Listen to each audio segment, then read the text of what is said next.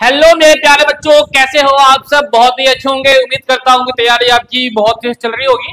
और आज जो हम हैं VS2 9th और 10th के चैनल पे ये हमारा पहला वीडियो है और इससे पहले वाली वीडियो हमारे मेन चैनल पे ऑलरेडी डली हुई है, ठीक है।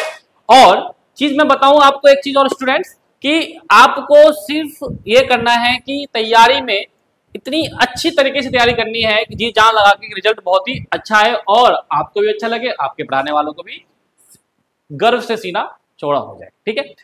तो प्यारे बच्चों, आपको जैसे कि एक इंफॉर्मेशन वीडियो ऑलरेडी मिल गई होगी, जो हमारा वर्टेक्स स्टडी स्पेस चैनल है उस पर आपको सारी ऑफिशियली इंफॉर्मेशन वहां पे मिलेगी। और अब आपका सेपरेट चैनल हर क्लासेस का बन गया है, तो academic video separate academic channel पे आती रहेगी। और आपको जैसे कि पता है कि बहुत सारे जो टीचर्स आपको दिख रहे होंगे और भी टीचर्स हम लेके आ रहे हैं आपके लिए। हम इतना मेहनत कर रहे हैं ना कि भाई आपको पढ़ाई में कमी कभी ना दें हम, और पैसे हो या ना हो फिर भी आप अच्छे से पढ़े, ठीक है।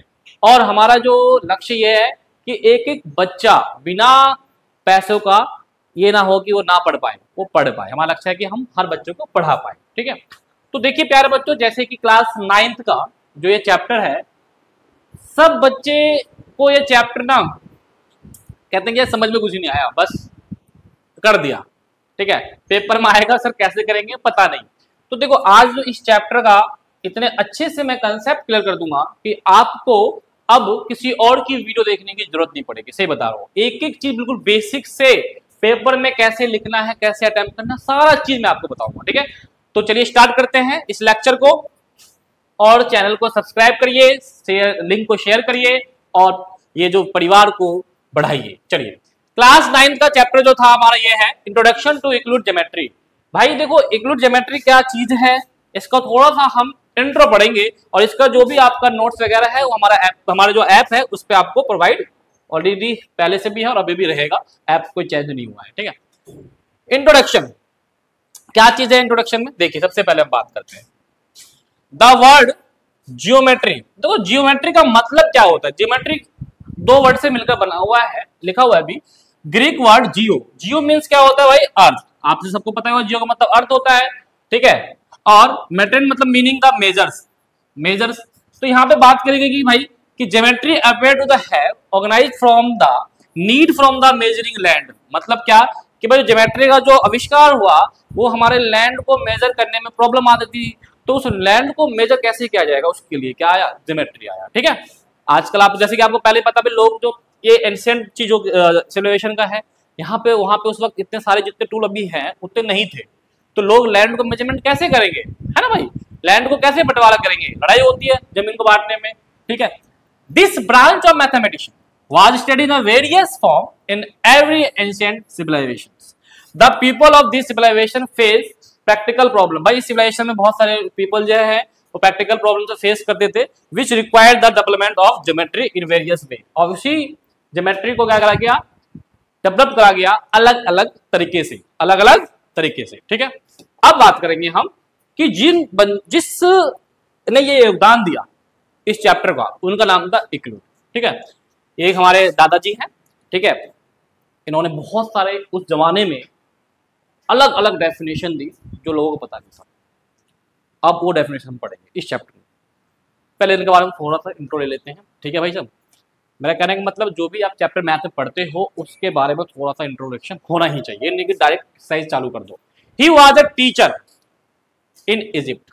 अब ये टीचर है, कौन सब्जेक्ट के टीचर होंगे सर? ये कौन सब्जेक्ट टीचर होंगे? मैथ के होंगे। किसके होंगे भाई साहब? मैथ के, ठीक है।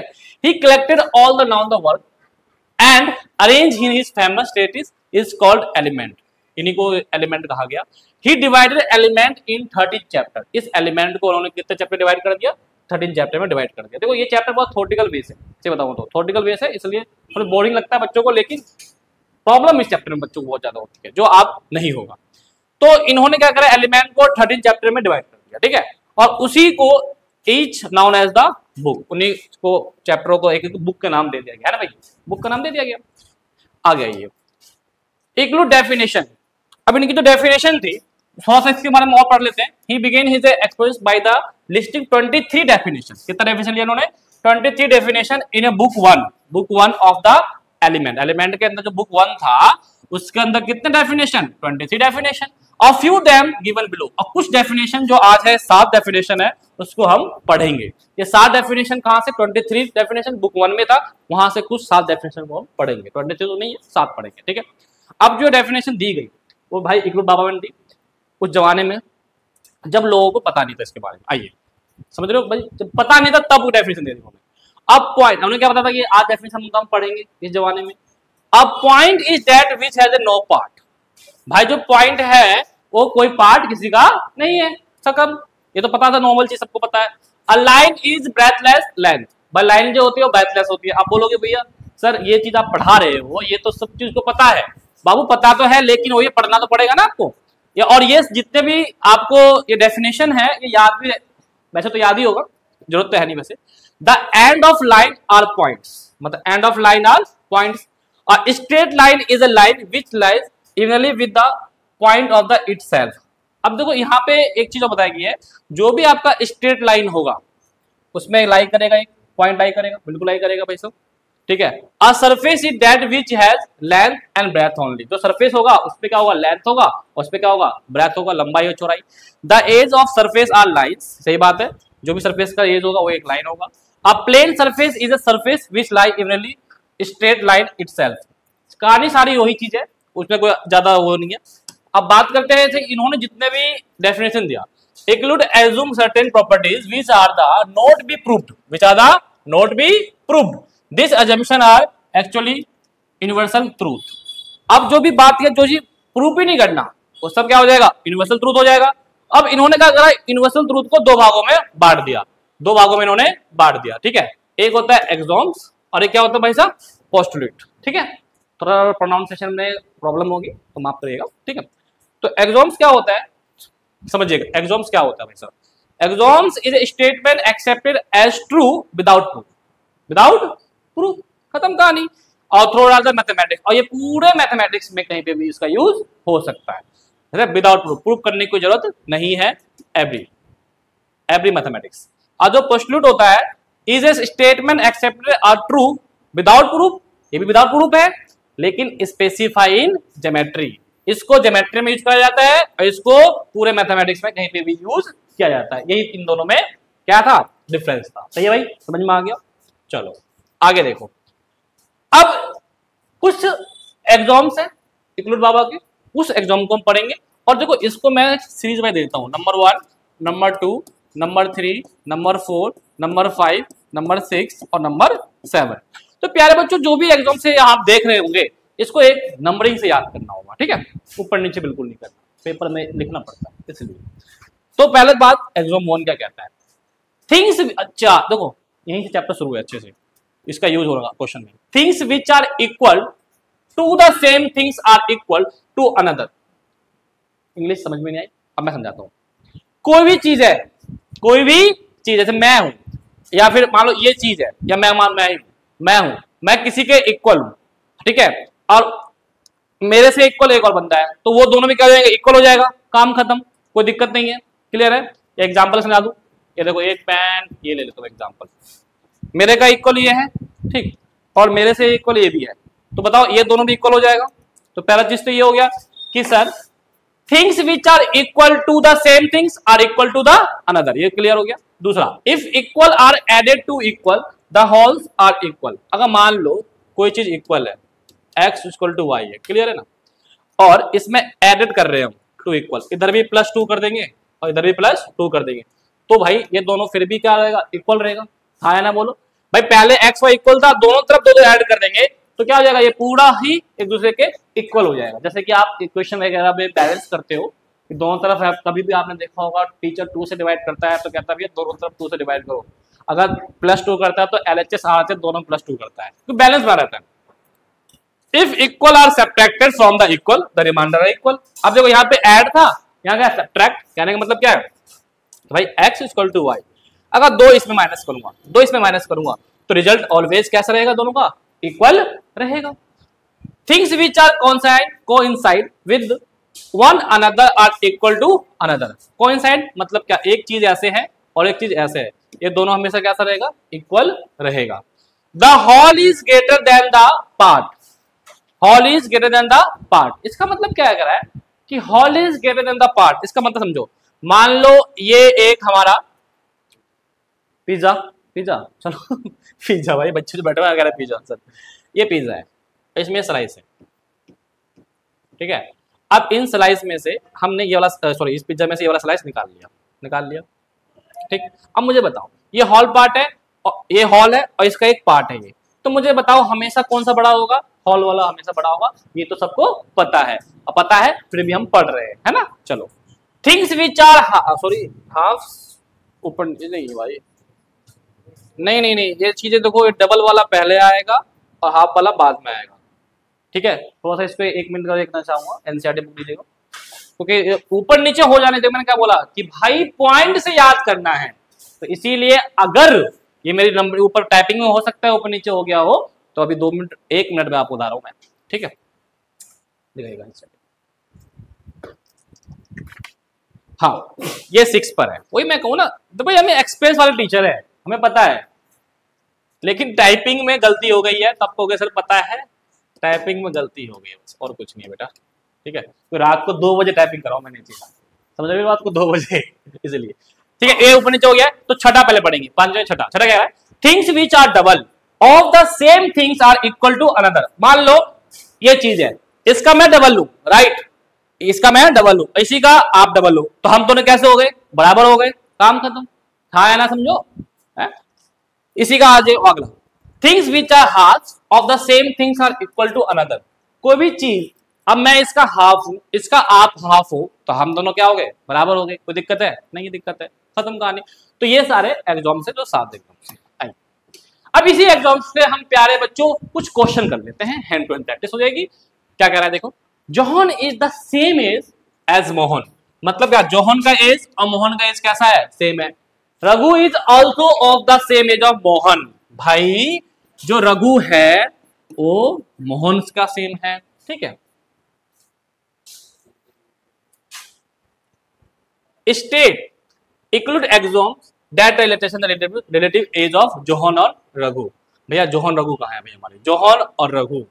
तो मेरे भाई एक चीज बताओ, जोहन मोहन के बराबर है और मोहन रघु के बराबर है, तो ये दोनों भी कैसे हो जाएंगे? इक्वल हो जाएंगे, मतलब रोहन और जोहन इक्वल हो जाएंगे। यहाँ पे क्या कौन सा एग्जाम्स आ रहा है भाई साहब? Equal, things are equal to, मतलब कि एग्जाम नंबर 1, ठीक है। Things which are equal to the same things are equal to another. भाई ये इसके इक्वल है और ये इसके इक्वल है, तो दोनों मोहन है और दोनों आपस में क्या इक्वल हो जाएगा, तो ये आपका एग्जाम्स कौन सा हो जाएगा? जो भी है 1 हो जाएगा, ठीक है। आगे, it is now that x plus Y is equal to 10 and that x is equal to z। मतलब क्या कहना चाह रहा है कि भाई जो ये x प्लस वाई जो है वो 10 है और x is equal to z है, तो शो करो कि z प्लस वाई 10 होगा। एक चीज बताओ सर, इस इक्वेशन में x इक्वल टू z है, बात समझ ना, x इक्वल टू z, तो क्या मैं इस x जगह z लिख दूं, कोई दिक्कत नहीं है। तो थिंग्स विच आर इक्वल है ना, तो इसमें भी एग्जाम कौन सा वाला आ जाएगा? 1। ये चीजें कैसी है? इक्वल है, वही इक्वल चीज ऐड कर दिया गया है, तो एग्जाम्स कौन सा वाला है? ये 1 वाला है। क्लियर है चीजें?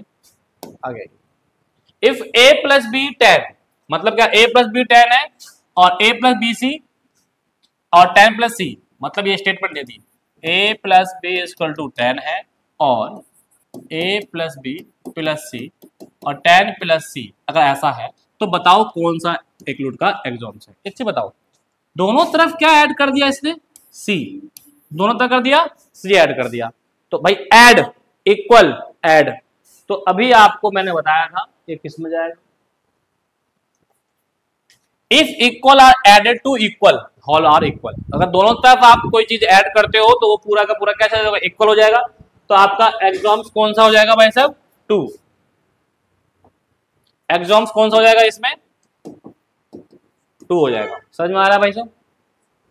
चलो अब आपका ये एग्जाम्पल एनसीईआरटी का देखिए, if A B C are 3 points on line and B light between A and C, B जो है वो सी के बीच में है, मिड पॉइंट नहीं है, ध्यान रखना, कुछ बच्चे मिड पॉइंट कहते हैं, मिड पॉइंट नहीं है, बता रहा हूं मैंने, ठीक है, लाइन बिटवीन कर रहा है। देन प्रूव दैट कि ये इक्वल टू ये होगा। एक चीज बताओ मुझे, a plus B plus B plus C, A plus B plus B plus C, और ये किसके इक्वल है? ए सी के। तो एक पॉइंट ले लेता हूं मैं, क्या? ए सी, ठीक, और लाइन खींच देता हूँ। एक यूनिक पॉइंट ले लिया मैंने, लाइन खींच दिया। अब मुझे बताओ इसी लाइन पे एक लाइन है, तो ये लाइन कैसे हो जाएगा? दोनों कोइंसाइड लाइन हो जाएगा। और मैंने क्या पढ़ा था कि जो भी कोइंसाइड लाइन होता है वो एक दूसरे कैसा होता है? इक्वल होता है। एग्जाम्स कौन सा हो जाएगा? ये 4 यहाँ पे अप्लाई हो रहा है ना? बोलो, दिखा देता हूँ मैं आपको। ये देखो, ये रहा, ये देखो, things which are coincide with the one another are equal to one another. Coincide, ध्यान रखना इस चीजों को, यही चीज जो है। नेक्स्ट क्वेश्चन देखिए, इन फिगर पे, इस क्वेश्चन को तो मैंने ना यहाँ पे करके रखा है, टाइप करके रखा है कि भाई इस तरीके से आपको प्रेजेंट करना है, ठीक है। In figure A C equal to B D, क्या बोला इसमें कि भाई जो ए सी है और वो किसके इक्वल है? बी डी के इक्वल है, राइट। प्रूव करो कि भाई ए बी और सी डी बराबर है, मतलब ए बी और सी डी बराबर है, ये आपको प्रूव करना है। कैसे प्रूव होगा? ध्यान से समझिएगा। सबसे पहले क्या करना है आपको? Given A C equal to B D लिख लीजिए, बस ये लिख लीजिए पहले, ठीक है। बस अब कहानी ये चालू हो जाएगी। भाई ए सी और ये है बी डी इक्वल है, आगे आओ। प्रूफ क्या करना है? ए बी, मतलब इस ए सी में हमारे पास क्या है? ए बी, एक्स्ट्रा क्या हो गया हमारा? बी सी हो गया एक्स्ट्रा, ठीक है, एक्स्ट्रा बी सी है। इधर आ जाओ सर, बी डी आ जाओ सर, बी डी। अब प्रूफ क्या करना है मुझे? सी डी, तो एक्स्ट्रा क्या है सर? बी सी, मतलब कि दोनों तरफ एक्स्ट्रा क्या है? B C. भैया जो एक्स्ट्रा है उसे आप हटा दो, क्या कर दो? उसे हटा दो। तो सिंपल क्या करना है आपको कि BC को दोनों तरफ सेपरेट करना। तो लिखा मैंने separating BC from both side. तो भाई BC इधर भी माइनस और BC इधर भी माइनस। समझा दिया मैंने BC को माइनस करा, क्योंकि जो हमें प्रूव करना है भाई AB प्रूव करना है AC से, तो AC यहां तक है और AB प्रूव करना है, तो BC एक्स्ट्रा है। इधर भी क्या था? BC एक्स्ट्रा था, तो जो एक्स्ट्रा था हटा दिया। तो इसमें कौन सा एग्जाम अप्लाई करा मैंने? 3 exam. Subtract from the equal side, okay. AC से BC माइनस करो, AC से BC चला गया तो क्या बचा? सिर्फ और सिर्फ AB बचा, लिख दिया। आ जाओ, इस BD से BC हटा दो, क्या बचा? CD बचा। कोई दिक्कत है क्या? चलिए नेक्स्ट। अब हमारा एग्जाम खत्म हो गया है, क्वेश्चन भी कर लिया है। अब आता है हमारे पास कुछ 5 जो है वो पोस्टुलेट्स हैं, ठीक है। अब मैंने बताया था कि पोस्टुलेट जो होते हैं वो कहाँ यूज होते हैं? बताओ, ज्योमेट्री में स्पेशल, विदाउट प्रूफ, कोई प्रूफ की जरूरत नहीं है। Postulate number 1, a straight line may be drawn from any one point to another point। बताओ, बच्चों वाला खेल बता रहा है। ये तो एक पॉइंट है, यही से क्या हो जाएगा? एक स्ट्रेट लाइन ड्रॉ होगा, वो तो पता ही सब बच्चे को। इसमें एक exam 5.1 very very important, given 2 distinct points, there is a unique line that pass through them। भाई 2 डिस्टिंक्ट पॉइंट्स हैं और इनके बीच में सिर्फ एक ही लाइन क्या होगा? पास होगा, ये ध्यान रखना। पोस्टुलेट 2 क्या कहता है? A terminated line can be produced indefinitely, मतलब हमने बनाया एक लाइन, ठीक, और इधर भी ये जा सकता है और ये इधर भी जा सकता है, इनडिफिनाइट, कहीं तक भी ये जा सकता है। क्लियर है? ये पता होगा आपको, लाइन्स एंड एंगल से पढ़ाया था मैंने ना, लाइन्स एंगल से पढ़ाया था। पोस्टुलेट नंबर 3 क्या कहता है? A circle can be drawn। अच्छी बता दो, जो ये चैप्टर है आपका, जो दिल्ली वाले बच्चे हैं उनका मेरे ख्याल से गवर्नमेंट स्कूल वाले हैं उनका आएगा सेकंड टर्म में, और प्राइवेट के कुछ स्कूल में आ चुका है, लेकिन फाइनल में तो सभी का है, इसलिए अच्छे से पढ़िएगा। पोस्टुलेट नंबर 3 कहता है a circle can be drawn, a circle can be drawn with any centre and any radius. एक सर्कल ड्रॉ कर सकते हैं, एक सेंटर से और एक रेडियस से। एक काम करो, मेरा सेंटर, ये रेडियस, यहां से बना दूंगा एक सर्कल, ठीक है, कोई दिक्कत तो नहीं है। फिर मान लो मैं यहां से भी बना सकता हूँ, ये सेंटर से रेडियस से बना सकता हूँ, हाँ ना बोलो, तो इस हिसाब से आपका एक सर्कल ड्रॉ हो जाएगा। Postulate number 4, all right angle are equal to one another. सारा राइट एंगल जो होगा वो एक दूसरे क्या होगा? इक्वल होगा। ये कोई कहने की बात तो नहीं, तो पता ही सभी को, ठीक है। Postulate number 5 very very important, ये है मेरे भाई, ये है if a straight line falling on the two straight line make the interior angles, जो other angles होते हैं, same side of taken together less than the two right angle, then the true straight line if produced then the independently meet that are the sides on which the sum of angle is less than the two right angles। तो sir इतना लंबा चौड़ा English आपने झाड़ दिया है, एक काम करते हैं, इंग्लिश तो ऐसी कमजोर है, हम काम करते हैं एग्जाम्पल समझते हैं, इसमें एग्जाम्पल ले लेते हैं। इसने क्या बोला कि भाई दो आपके स्ट्रेट एंगल है, एक लाइन ये हो गया, तो अच्छे से बनाते हैं, ठीक है, ओके। अब इसमें हमारे पास क्या है, इंटरएंगल 1 2 3 और ये 4, ये लाइन L, ये M और ये M। अब एक चीज देखो पहले बच्चों, उसने मुझे इतना चीज बोला कि सेम साइड ऑफ अ इंटरएंगल, ठीक है, less than the two right angle, less than the two right angle. एक काम करो, एंगल 1 और प्लस एंगल 2, ठीक, ये हो गया, इधर कर लेंगे एंगल 3 प्लस एंगल 4, ठीक है। अब इसमें क्या कहा इसने, देखो स्ट्रेट लाइन बना दिया, तो स्ट्रेट लाइन बना दिया, interangle of the same side, same side देख रहे हो ना आप, सेम साइड इंटरएंगल, ठीक है, पढ़ा था आपको एलाइंस एंगल्स में। Together less than the two right angle, दो राइट एंगल का लेस देन, दो राइट एंगल का मतलब क्या होगा, 90 90 plus 180, then the two straight line is produce meet on the side which are the sum of less than the right angle. मतलब जिधर less than the two right angle उधर वो line मिलेगा, वो लाइन मिलेगा। तो देखो मान लीजिए ये 3 और 4 का जो सम है वो लेस देन है 180 डिग्री से, ऐसे लिख देता हूं मैं, वो लेस देन है कहां से, 180 डिग्री कम है। तो ये लाइन को मैं आगे अगर बढ़ाता हूं, मैं आगे इस लाइन को बढ़ाता हूं, समझिएगा अच्छी तरीके से, मैं आगे इस लाइन को बढ़ाता हूं तो क्या करेगा, ये इंटरसेक्ट करेगा।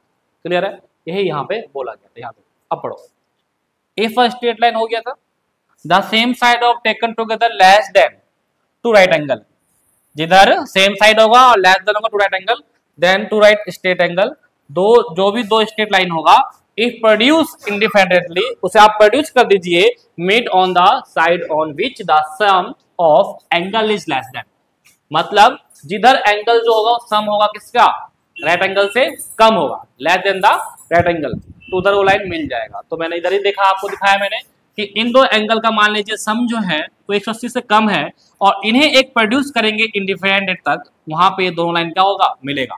आप देखो अगर इधर कम होता, बात समझिएगा, इधर कम होता तो ये लाइन मिलता, इधर कम है नहीं है तो ये लाइन मिलेगा नहीं, तो जिधर कम होगा सम ऑफ टू राइट एंगल से उधर ही वो लाइन मिलेगा। ये क्वेश्चन नंबर 5 कहता है। अब देखिए थ्योरम क्या होता है, और ये the statement that were prove are called proposes या थ्योरम, जिस स्टेटमेंट को आप प्रूव करेंगे उसी को आप थ्योरम कहेंगे, ठीक है ना। पहले आपने दो पढ़े, उसको प्रूव करने की जरूरत नहीं थी, अब इनको आप प्रूव करते हैं, उसे थ्योरम कहते हैं। और ये हम नेक्स्ट चैप्टर में पढ़ेंगे। इसका अगला चैप्टर है लाइन्स एंड एंगल्स, उसमें भी मैंने आपको कुछ प्रूव करना सिखाया था, याद करो, है ना। ट्राइंगल है, उससे भी प्रूव करना आएगा आपका, तो वही वो थ्योरम सब पढ़ेंगे।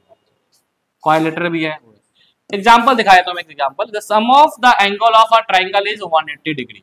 भाई जो इनके तीनों का सम जो होता है 180 डिग्री, से प्रूव करके बताओ, करना पड़ेगा, ये थ्योरम है हमारा, ठीक है।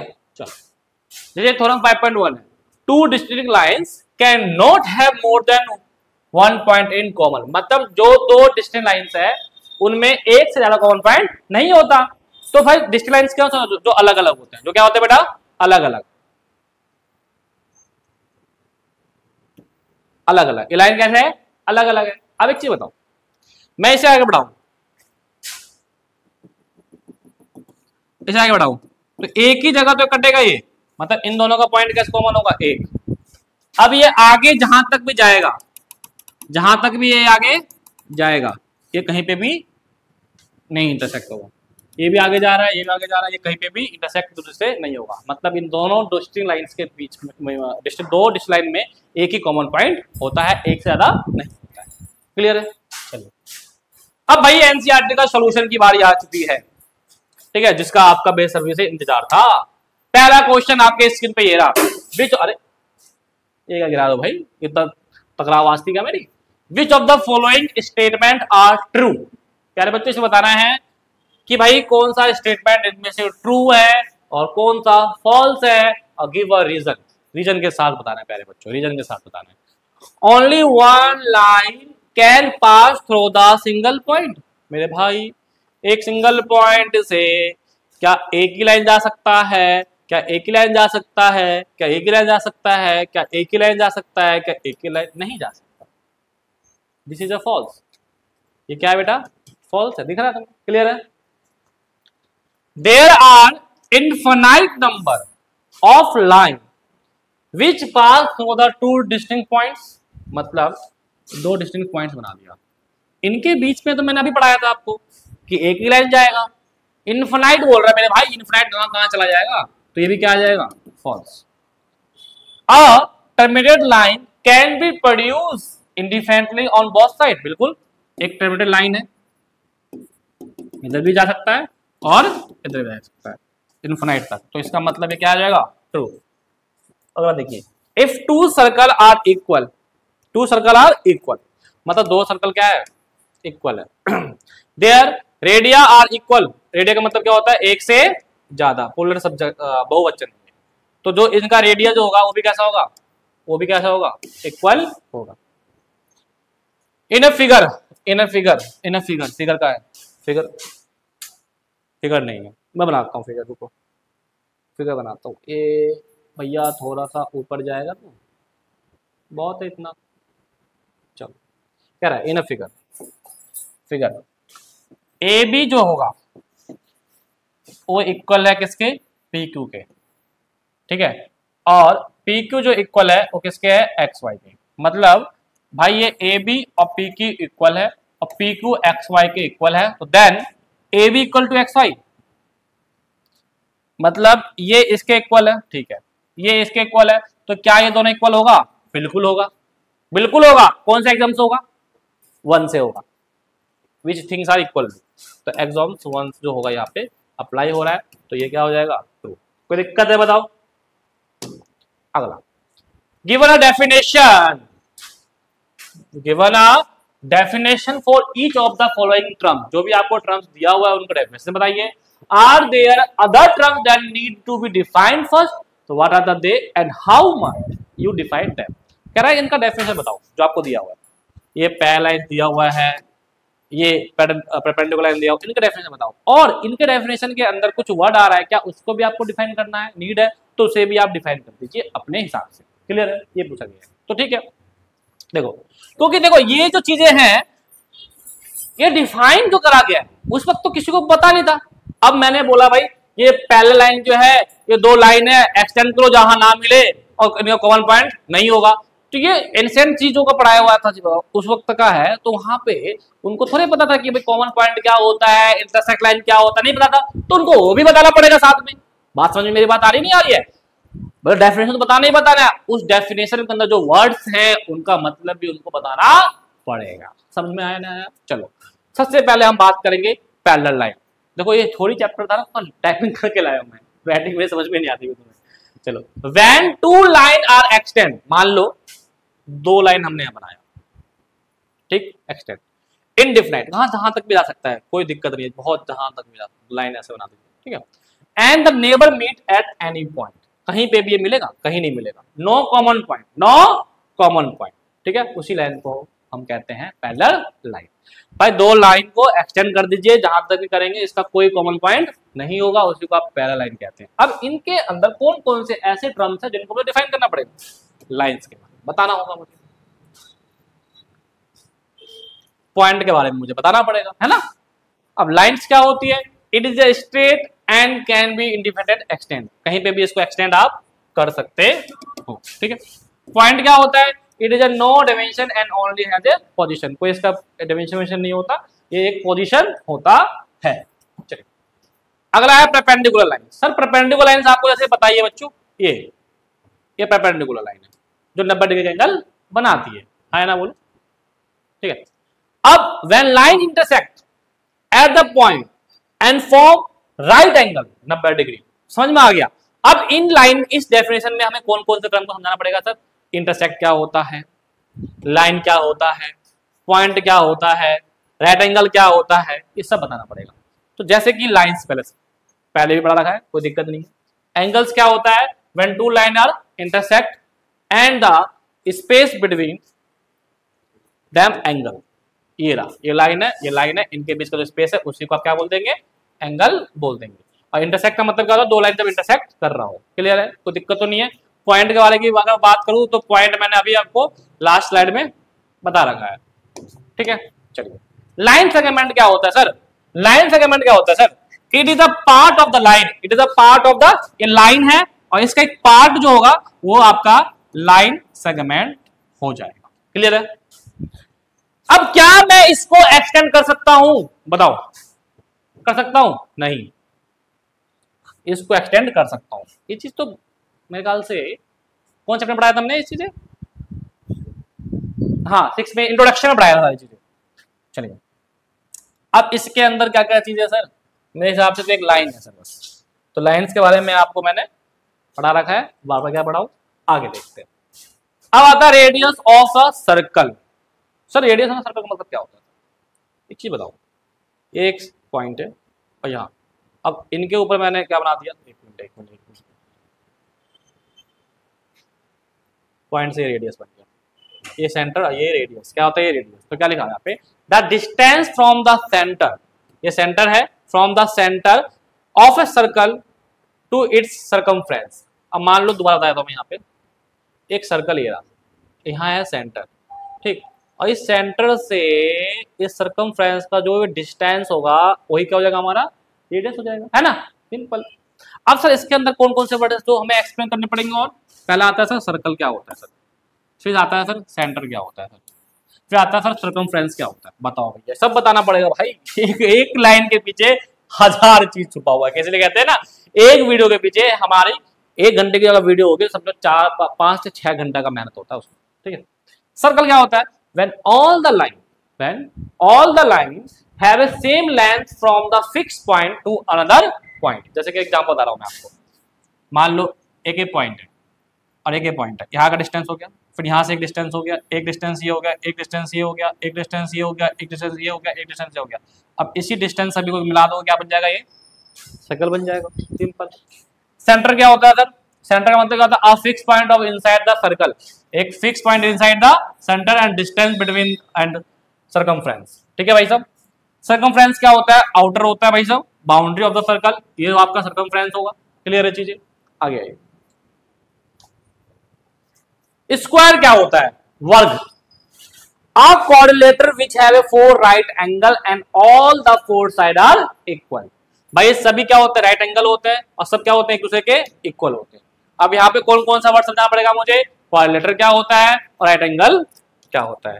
तो क्वाड्रिलेटरल क्या होता है? A polygon close figure which have the 4 side, मतलब 4 साइड से जो क्लोज होगा वो क्वाड्रिलेटरल होगा, उसी क्वाड्रिलेटरल में स्क्वायर आ जाता है। राइट एंगल क्या होता है? जो एंगल 90 डिग्री का बनाता है। समझ में आया चीजें? क्वेश्चन नंबर 3 आपके स्क्रीन पे ये रहा, बहुत ही इंपोर्टेंट क्वेश्चन है, पेपर में आता है ये 3rd क्वेश्चन। ठीक है, if a point C lie between 2 points A and B, A और B के बीच में एक C लाई कर दिया, A C लाई कर दिया। सर दैट लाई है बिटवीन, मतलब कि मिड पॉइंट नहीं है। AC इक्वल टू BC, आहा क्या बात है, AC इक्वल टू BC, तो मतलब C मिड पॉइंट का काम भी कर रहा है। प्रूव दैट AC जो है हाफ है AB का, AC जो है वो हाफ है पूरा AB का, है ना? तो explain by the drawing the figure, तो फिगर हमने बना दिया। गिवन क्या है हमारे पास? AC इक्वल टू BC, और हमें क्या प्रूव करना है? जो AC है वो हाफ है AB का। एक चीज बताओ मुझे, AB यहां से यहां तक AB, और हमें AB प्रूव करना क्या करना? हाँ, AC जो है वो हाफ है AB का। एक चीज बताओ, C इसका काम क्या कर रहा है? मिड में काम कर रहा है, नहीं कर रहा है ना? 2 बड़ा भागों में से बांट रहा है। तो करना क्या अपने को कि भाई दोनों तरफ मैंने क्या करा? AC को क्या कर दिया? प्लस कर दिया। दोनों तरफ क्या कर दिया मैंने? AC को प्लस। सर कैसे करा आपने? 2 जाएगा इधर तो 2AC बन जाएगा। इसका मतलब इधर की साइड कितने AC चाहिए? 2 AC चाहिए। तो इसका मतलब क्या, इधर अगर मैं ऐड करूंगा तो इधर मुझे ऐड करना पड़ेगा। कौन सा एग्जाम क्या चाहिए? इक्वल एडेड वाला। एग्जाम नंबर कौन सा हमारा? यह 2 लिख रखा मैंने, 2। If equal added to equal then all are equal. तो दोनों तरफ मैंने AC ऐड करा। सर AC ऐड करा, सवाल ये है, तो मैंने बोल दिया एक तरह का नंबर 1, ये 2 जो प्रूव करना है ना उसको यहाँ ले जाओ, 2AC हो जाएगा ना। मतलब AC कितना चाहिए? इधर 2 चाहिए, तो दोनों तरफ मैंने AC को ऐड कर दिया। समझ में आया नहीं आया यहाँ तक? ठीक, चलिए दूसरी बात, जैसे ही मैंने AC ऐड करा कितना AC आ गया? 2AC इक्वल टू AB, तो है ये, क्योंकि BC plus AC, BC plus AC equal to पूरा AC। कोई दिक्कत परेशानी? ठीक है भाई साहब, ओके। अब क्या करना है अपने को, प्रूव करना है। AC के साथ 2 नहीं है, 2 को नीचे भेज दो, AC क्या आ गया हाफ AB, हैंस प्रूव। इस टाइप से ही आपको पेपर में प्रेजेंट करना पड़ेगा, ठीक है ना। एग्जाम पे लिखना है, नंबर काट देगा टीचर। आ गया ये क्वेश्चन नंबर 4 इन ए क्वेश्चन थर्ड। जो क्वेश्चन थर्ड था हमारा, ये वाला क्वेश्चन थर्ड था, ठीक, कि C is called mid point. सही बात है, आप यहाँ देखो ना, C मिड पॉइंट का काम कर रहा था। मैंने पहले बोला था ना भाई, AC जो हाफ है, ये इस पूरे का हाफ है, तो इसका मतलब C क्या कर रहा है, 2 बड़ा भागों में बांट रहा है। Mid point segment AB, prove that every line segment has one and only one mid point. बताना कि हर लाइन के सेगमेंट में सिर्फ एक ही मिड पॉइंट होता है, ये बताना है सिर्फ। तो जब भी ऐसा क्वेश्चन आएगा हम इसका अपोजिट मान लेंगे। क्या मान लेंगे? अपोजिट मानेंगे, ठीक है। तो मैंने माना कि एक आपका B और एक आपका C। Let the given line AB and having the 2 mid point C and D। ठीक है भाई साहब, C और D 2 मिड पॉइंट है। फिर मैंने क्या करा, एक बार C का मिड पॉइंट लिया मैंने, तो AC जो हो जाएगा, AC जो हाफ हो जाएगा किसका, AB का। गलत हो गया, इसमें हमारा यहाँ ड्राइंग में मिस्टेक हो गया। मिस्टेक तो ठीक करेंगे हम मिस्टेक को। एक काम करो, ये तो B, ये तो बन जाएगा आपका B, ये B है, और ये जो हमारा है, ये जो हमारा है, ये है हमारा D। ठीक है, आओ अब क्या करेंगे हम, हमने लिया जो C है वो मिड पॉइंट है AB का, तो AC जो होगा वो हाफ हो जाएगा किसका, AB का। फर्स्ट इक्वेशन हो गया। सेकंड, अगर मैं अब D को लेता हूं मिड पॉइंट, तो AD जो होगा वो हाफ हो जाएगा AB का। सेकंड इक्वेशन हो गया आपको। अब ये दोनों ही हाफ AB है, तो क्या मैं अब बात करूंगा इसको इसमें से सबट्रैक्ट करने। फर्स्ट में से सेकंड को मैंने कर लिया सबट्रैक्ट, बस और कुछ नहीं करना, ठीक है। या सेकंड में से फर्स्ट को सबट्रैक्ट करो। AD में से जैसे ही आपने माइनस करा AC को, तो अगर AD में से AC किया तो क्या बचा भाई साहब, AD क्या बचा है, AD माइनस AC, और हाफ ये एक आ जाएगा 0, क्योंकि इसमें से ये माइनस जाएगा, क्या बच जाएगा, 0 बच जाएगा, और AD minus AC equal to क्या आ गया, 0 आ गया। क्लियर है? दोबारा बता देता हूँ, एक बार दोबारा बता देता हूँ, देखो शुरू से बता देता हूँ। C मिड पॉइंट है AB का, तो प्यारे बच्चों AC जो हो जाएगा वो हाफ हो जाएगा AB का, इक्वेशन नंबर 1। क्लियर है? D अगर मिड पॉइंट होगा तो AD जो हो जाएगा वो हाफ हो जाएगा AB का, सेकंड इक्वेशन। क्लियर है? फिर मैंने क्या करा, सबट्रैक्ट कर दिया, इसमें से इसको सबट्रैक्ट कर दिया, तो AD माइनस AC, इसमें से इसको माइनस करूंगा तो क्या बचेगा सर, 0 बचेगा। मतलब AD minus AC equal to 0, और AD में से AC माइनस कर दो। AD है, AD में से आपको अगर AC माइनस करते हो प्यारे बच्चों, तो क्या बचेगा, सिर्फ CD बचेगा, CD इक्वल टू 0। अब मेरी बात बताओ, CD का डिस्टेंस क्या है, 0। ऐसा कभी होगा? तो इसका मतलब ये दोनों एक ही जगह है ना, बोलो। CD इक्वल टू 0, तो इसका मतलब डिस्टेंस इज 0, है ना, बोलो। और 0 कब होगा, जब C के ऊपर D होगा तभी 0 होगा, तो इसका मतलब C और D एक ही कॉमन पॉइंट है। तो मैंने क्या लिखा भाई, C एंड D कोइंसाइड। बोला था ना, कोइंसाइड मतलब एक के ऊपर एक। तो अगर कोइंसाइड है तो show C and D same point, therefore C and D one mid point. यही हमें क्या करना था, हेंस प्रूव करना था कि भाई एक लाइन में एक ही मिड पॉइंट होता है। क्लियर है जी? चलो, ये वाला क्वेश्चन मैंने अभी पीछे भी आपको करवा रखा था, तो आपको ये वहीं से कर लीजिएगा बस। अब आपका पूरा क्वेश्चन NCERT और थ्योरी सारा मैंने कवर करवा दिया है। अब आपको सिर्फ क्वेश्चन लगाओ कहीं से भी और अच्छे से पढ़ो, किसी दूसरी वीडियो देखने की जरूरत ही नहीं पड़ेगी। अब मिलेंगे आपका नेक्स्ट वीडियो, और जब तक के लिए नमस्ते और जय हिंद।